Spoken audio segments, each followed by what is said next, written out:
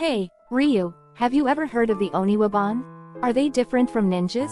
Oh, definitely, Sora. The Oniwaban were secret agents directly under the shogun in the Edo period. Today, I'll break down their history and how they differ from ninjas. So, what exactly is the Oniwaban? The Oniwaban were spies directly under the shogun during the Edo period. Specifically established by the 8th shogun, Tokugawa Yoshimune.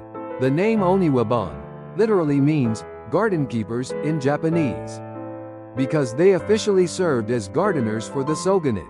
But in reality, their job was gathering information and keeping a close watch on things. So, they were like undercover spies pretending to be gardeners. Sounds like something straight out of a movie. When people think of ninjas, they usually think of the Iga and Koga clans, who were active during the Warring States period.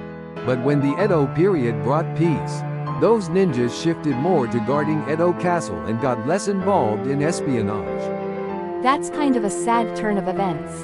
And then, after the 7th shogun passed away, the 8th shogun, Tokugawa Yoshimune, who came from a different branch family, needed accurate information from inside and outside the shogunate. Exactly, drawing on his experience in the Kishu domain, where he had a group for gathering intel called the Yakukomi Yaku. He formed the Oniwaban as part of his personal staff. But even though they seem similar, the Oniwaban and ninjas were actually quite different, right? That's right. Ninjas were active during times of war, specializing in tactical espionage and sabotage, while the Oniwaban operated during the more stable Edo period, focusing on political surveillance and monitoring the movements of feudal lords. The Oniwaban were crucial for maintaining the shogun's power. And while ninjas often served regional lords, the Oniwaban were directly under the shogun's command. Exactly, so they functioned as an official covert intelligence agency of the shogunate. Things must have gotten really tough for the Oniwaban during Bakumatsu, the final years of the Edo period, right? That's right. As the Bakufu shogunate faced increasing internal and external challenges, the Oniwaban's covert activities became more critical.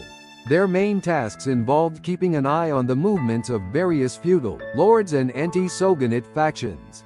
But with the rise of the anti-shogunate movement and foreign powers, it must have been hard to maintain their influence. Exactly.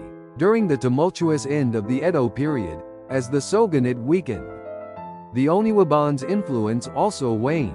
The long peace meant they weren't needed in the same way as in the war-torn past.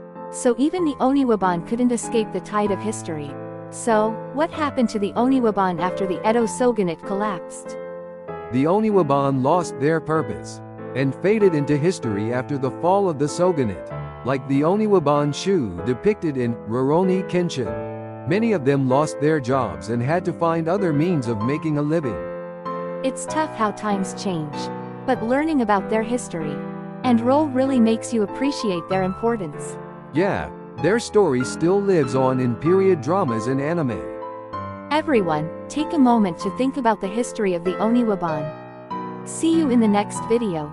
Catch you later. Don't forget to subscribe and give us a thumbs up.